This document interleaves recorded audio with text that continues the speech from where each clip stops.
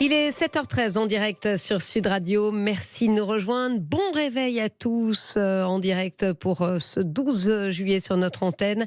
On va se poser la question, Nantes est-elle vraiment une ville dangereuse ? C'est ce qu'on lit ici ou là dans la presse ou sur les chaînes info après une série de faits divers, agressions, manifestations violentes et même fusillades liées au trafic de drogue. Force est de constater que l'image de la ville autrefois attractive se dégrade de plus en plus, à tel point que des habitants décideraient de déménager selon nos confrères du Figaro, témoignage à l'appui. Alors, assiste-t-on vraiment à une flambée de violence dans la cité des Ducs de Bretagne ou est-ce exagéré ? On en parle tout de suite avec vous, Guillaume Richard, conseiller municipal Horizon à Nantes. Bonjour Guillaume Richard. Bonjour. Merci d'être avec nous. On a pu lire donc chez nos confrères, je le disais, du Figaro, que de nombreux habitants nantais décidaient tout simplement de quitter la ville pour fuir l'insécurité qui y règne. Vous nous confirmez cette information ? Alors oui, il y a des personnes qui quittent la ville, c'est vrai. Mais je pense que il faut prendre les choses avec un peu de recul. Au sens où il y a deux raisons à ça. La première, c'est il y a une situation post-Covid avec un rééquilibrage du territoire. Nantes est une ville merveilleuse, mais elle est au sein d'un territoire merveilleux, d'un département hyper dynamique, d'une région très dynamique, très touristique. On fait partie des villes où certains peuvent travailler à Nantes et vivre au bord de la mer.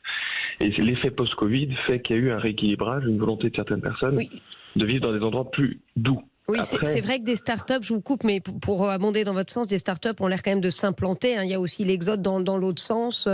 C'est un petit peu paradoxal d'ailleurs. Alors Nantes, en fait, a subi une poussée démographique assez forte. Donc il y a eu ce rééquilibrage, mais il y a aussi le problème de cette poussée démographique qui n'a absolument pas été gérée par la mairie en place depuis 2014, par Johanna Rolland. La conséquence de cette poussée démographique, c'est comme elle n'a pas été anticipée, qu'il n'y a aucune vision du maire.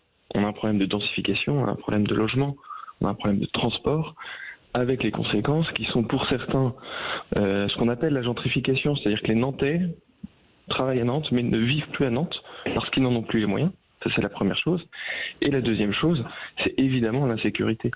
Le fait d'avoir accueilli énormément de monde en très peu de temps, on vit en fait la situation de toutes les grandes métropoles de France simplement sans avoir anticipé et sans aucune vision. Guillaume Richard, c'est une réalité alors, parce que je lisais dans les colonnes du journal Libération que il fustigeait ces accusations, ces rumeurs. Il parle de rumeurs parlant d'un sentiment d'insécurité. Est-ce qu'il y a des chiffres tangibles tout de même ?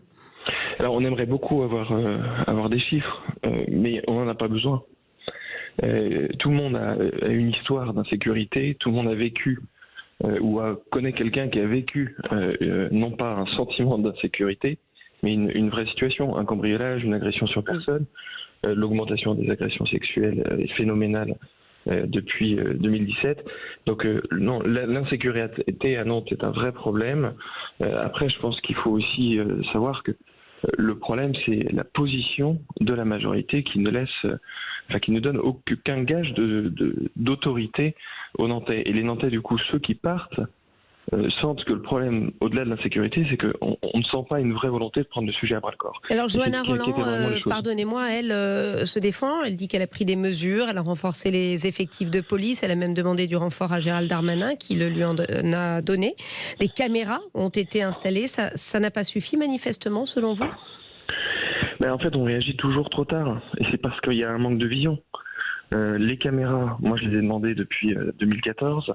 Les renforts policiers, on les a demandés avec notre groupe depuis 2014. Depuis 2014, on explique qu'il y a des faits d'insécurité qui laissent penser qu'on va avoir des problèmes. Depuis 2014, on a des problèmes qui grandissent et tout ce qui est demandé aujourd'hui, ça arrive beaucoup trop tard. Et donc aujourd'hui, le problème, il est plus sur les caméras de surveillance, les policiers, c'est presque trop tard. Et il en faudrait bien plus. Et quand vous regardez les villes de même taille, ils ont 2 fois plus de caméras de surveillance que ce qu'on a. Et le problème de Johanna Rolland, c'est qu'elle fait ses demandes trop tard parce qu'elle a une majorité NUPES aujourd'hui qu'elle ne contrôle absolument pas et qui l'empêche de prendre ces décisions-là. Merci en tout cas, Guillaume Richard, un conseiller municipal Horizon à Nantes. Merci de nous avoir apporté votre point de vue sur cette insécurité à Nantes qui manifestement fait fuir certains habitants. C'est ce que nous rapporte le Figaro. En tout cas, témoignage à l'appui. Merci à vous, Guillaume Richard.